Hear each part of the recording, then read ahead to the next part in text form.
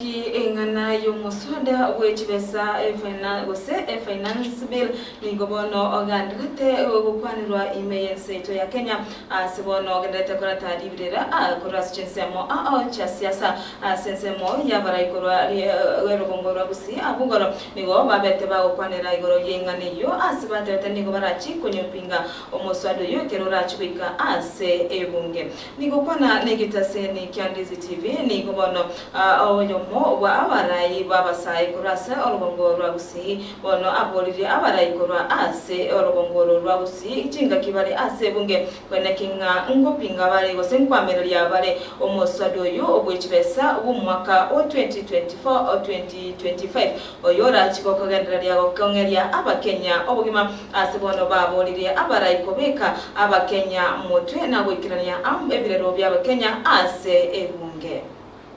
From the recent happenings, we've seen a lot of issues happening. Moroche taxes that are being imposed on people, the finance bill. In fact, yesterday you saw even the UDA leaders themselves opposing some of the taxes and the finance bill.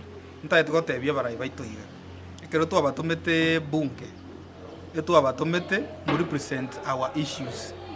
Moko gaenda mwabe ku room mwate gaenda mokole 1 2 3 mutabuga interest chaba 90 genda mokora bana inchi gas chi taxes echi ko ba imposed kana strongly so that at the end of the day the people have power belongs to the people.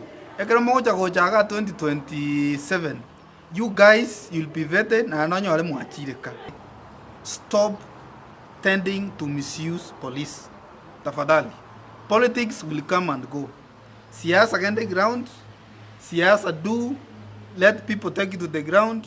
Abaskari ava, they will work with the person of the day, government of the day. Tika kutumeka abaskari, go intimidate.